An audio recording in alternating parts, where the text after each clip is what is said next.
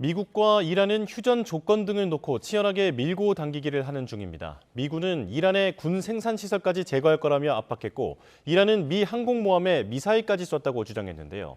확전과 휴전 고비를 맞은 현재 전황이 움직이는 방향 전망해 보겠습니다. 신종우 한국국방안보포럼 사무총장과 함께하겠습니다. 어서 오십시오. 네, 안녕하십니까? 네.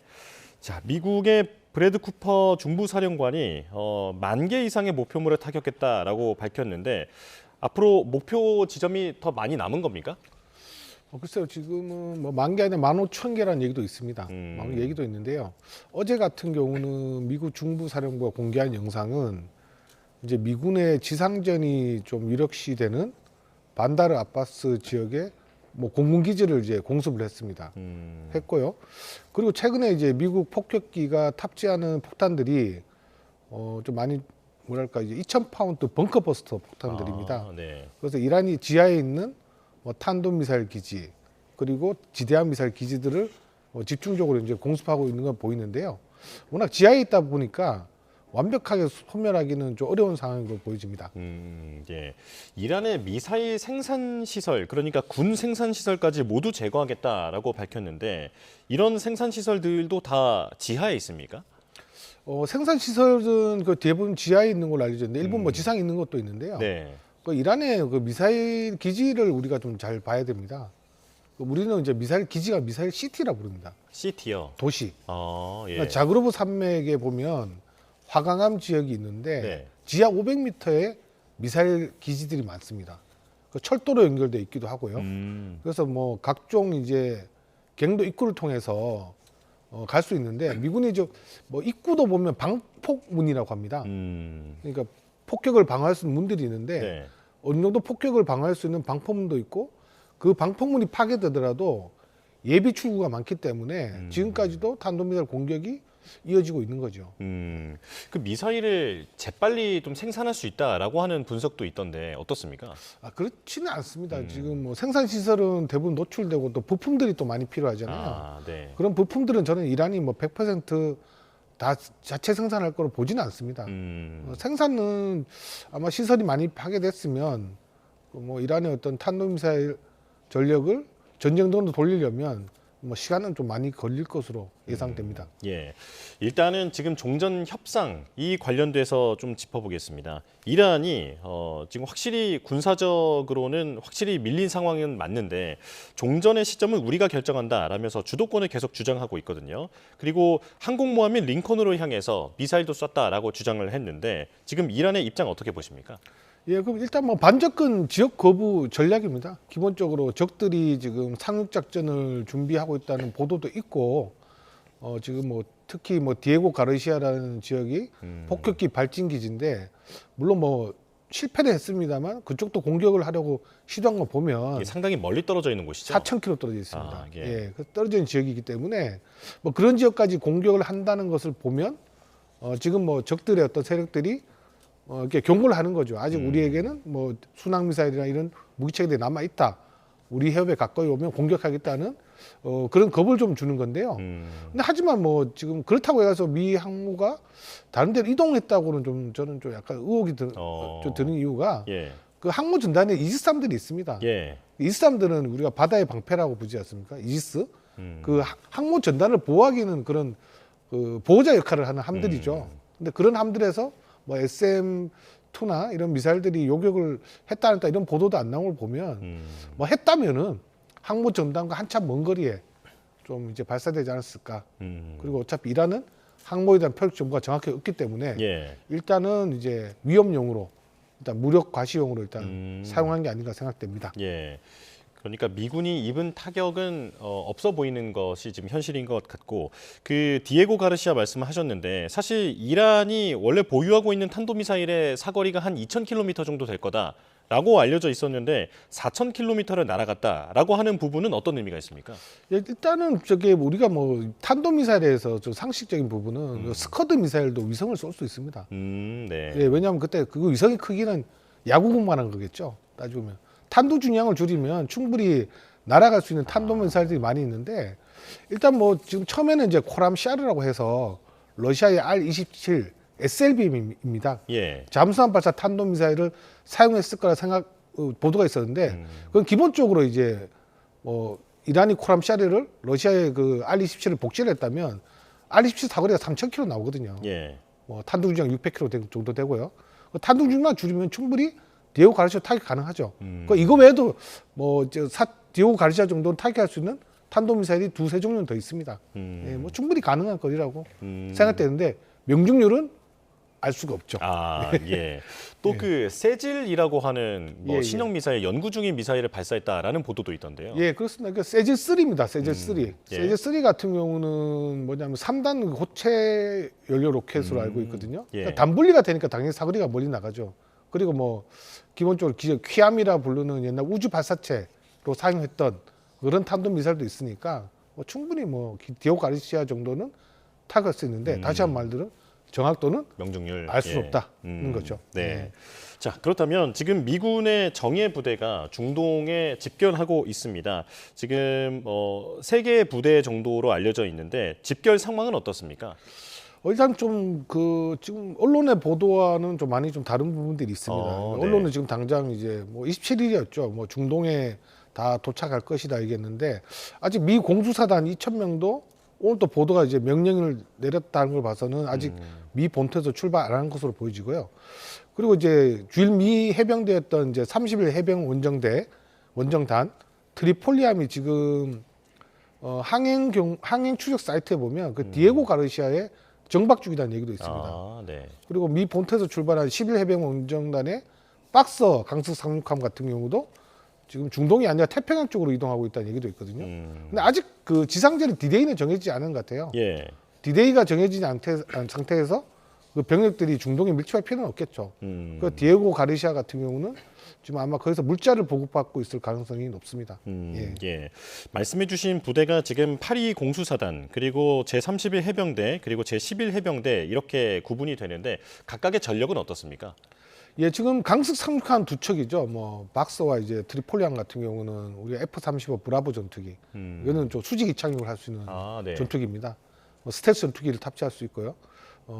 탑재할 수 있고 그리고 이제 그것뿐만 아니라 공격 헬기, UH-1Y 이런 공격 헬기도 탑재할 수 있고 그 해병대를 이제 공중에서 이제 수송하는 또 있죠. 우리가 뭐 해병대 용어로 공중 돌격이라 표현하는데 네. 그런 공중 돌격을 시킬 수 있는 수송 자산들이 뭐 오스프리라든지 뭐 베놈 그리고 뭐 스텔리오나 CH-53 이런 수송 헬기까지 탑재할 수가 있습니다.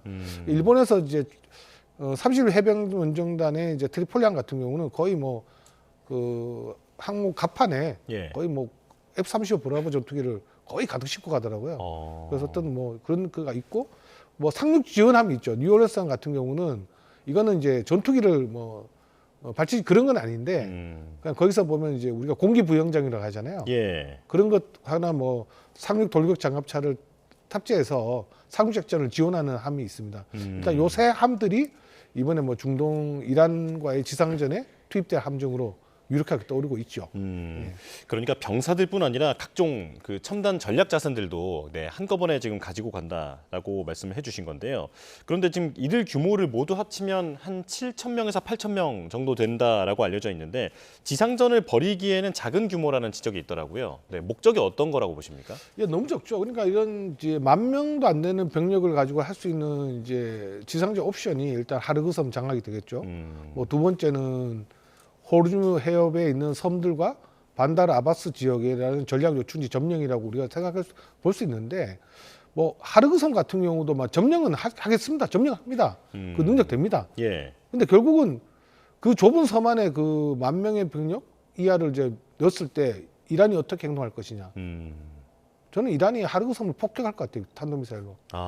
어차피 뺏기는데. 그런 유전 시설이나 이런 게 있음에도 그냥 폭격을 할 수 있다. 어차피 미군에 예. 뺏긴 상태지 않습니까? 네. 그래서 어떻게 간에 미군의 사망자를 많이 늘려서 트럼프의 지지율을 낮추면서 미군을 철수시키는 게 또 방법이 되겠죠. 예. 트럼프 지지율 지금 36% 채워지지 않습니까? 그렇죠. 이란도 지금 계속 유가를 인상시키고 이런 사망자를 늘려서 트럼프의 지지율을 낮게 만들어서 이 미군을 철수시키려는 게 또 그 목적이라 볼 수 있죠. 예. 그 두 번째는 반다르 아바스도 10,000명 가지고 어려울 거예요.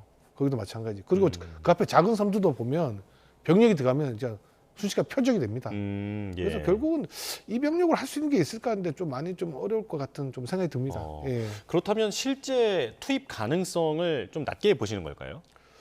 저는 좀 낮게는 보는데요. 그 트럼프 대통령 일기 때 초대 국방장관이었던 매티스라고 하는 인물이 있습니다. 되게 예. 강경론자였는데 별명이 이게 방송에 표현할지 모르겠지만 미친 개라는 매드독이라는 별명을 가진 예. 매티스 사령관이 있었어요. 매티스 전 국방장관이 중부 사령관도 했을 거예요. 근데 이 전 국방장관 매티스가 지금 트럼프의 또 이란 전쟁을 상당히 비판을 많이 하고 있습니다. 예. 그러니까 15,000개의 목표물을 타격하고 그리고 이걸 가지고 마치 이란의 완전 항복과 정권 교체를 생각했다면 이건 트럼프의 망상이라고 좀 비난하고 있어요. 완전한 네. 망상이라고 비난하고 있는데 예. 근데 어차피 그분이 또 하신 말씀 중에 마지막이 뭐냐면 그 사령관이 자 그러면 이란과 어차피 이 전쟁은 미국이 최초로 계획한 대로 진행되지 않고 있기 때문에 성과를 올리기 위해서 이란의 핵심 시설을 장악하기 위한 지상전은 가능성이 있다고 좀 우려를 하고 있습니다. 예.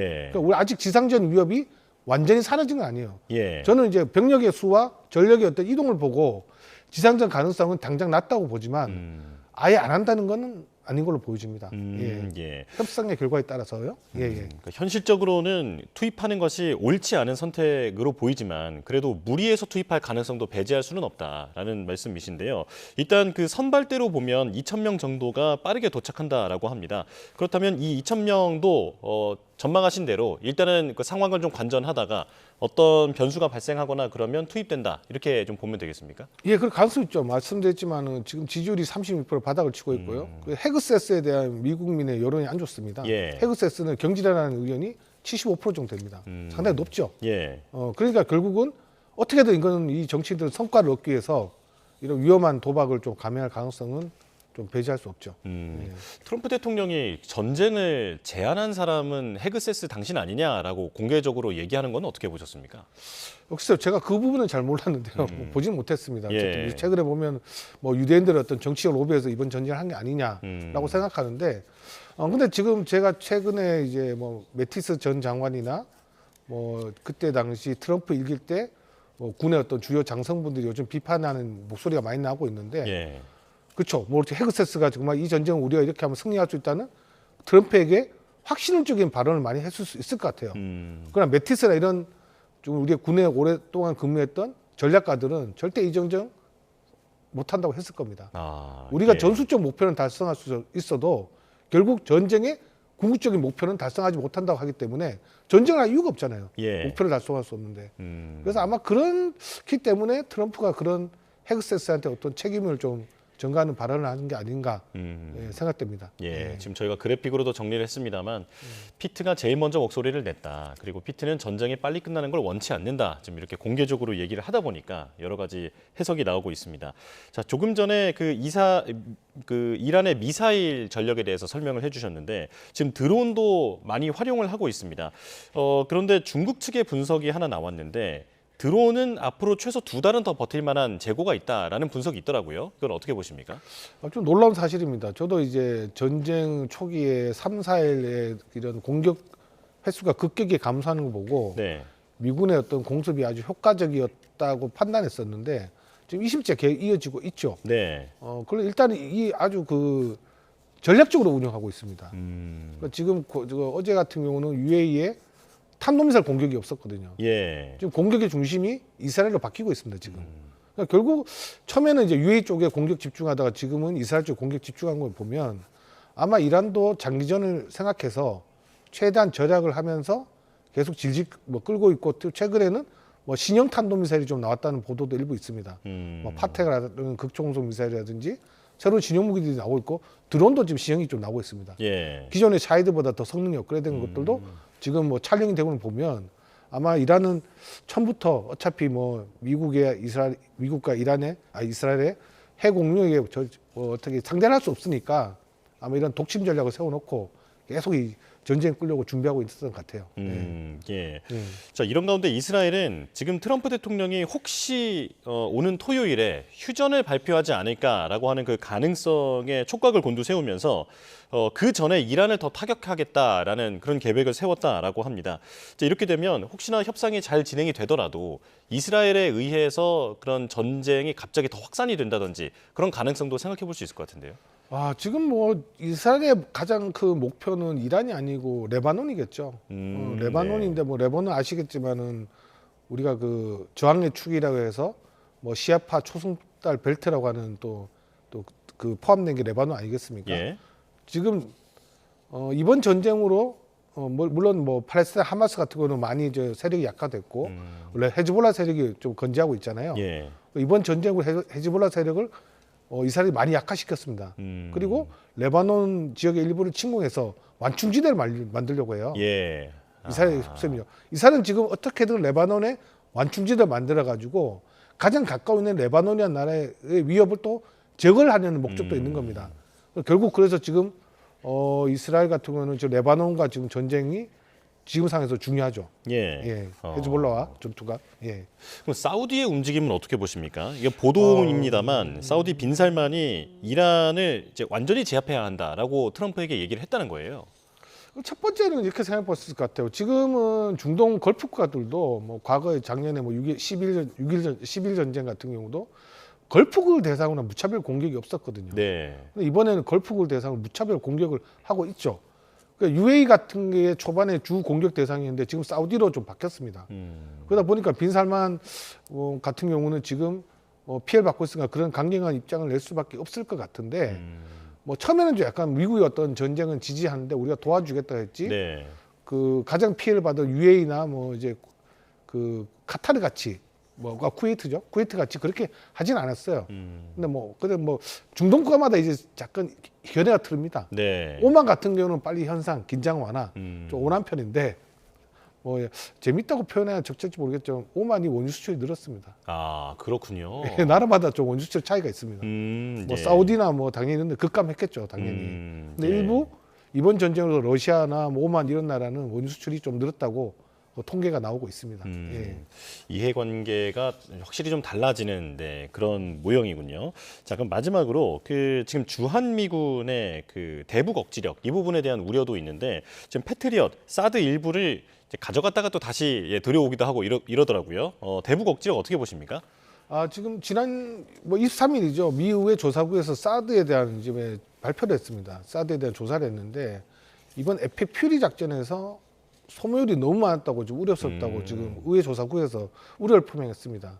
그리고 이제 사드의 지금 현재 생산량이 지금 따라오지 못한다는 우려도 표현했고, 저는 이제 발사대보다는 중동으로 사드 이제 탄들이 간 것 같은데 그게 아마 좀 조정이 될 것 같아요. 예. 미국의 조사국 자료를 보니까 재조정이 필요하다는 표현을 한 거 봐서는 우리도 뭐 한반도 안보에도 뭐 우크라이나 전쟁도 그렇지만은 뭐 이란 전쟁도 한반도 안보에 충분히 영향을 미치고 있고 뭐 한반도를 나아가 뭐 주일 미군 해병대도 아주 중요한 힙스자산이 지금 디오 가르시아 가 있지 않습니까? 예. 그걸 보면 동북아시아 안보에도 상당히 좀 우려가 되는 부분들이 많이 발생하고 있죠. 예, 전쟁의 여파가 우리 안보에도 지금 큰 영향을 주고 있다라는 해석이었습니다. 자, 지금까지 신종우 한국국방안보포럼 사무총장과 이야기 나눠봤습니다. 고맙습니다. 예.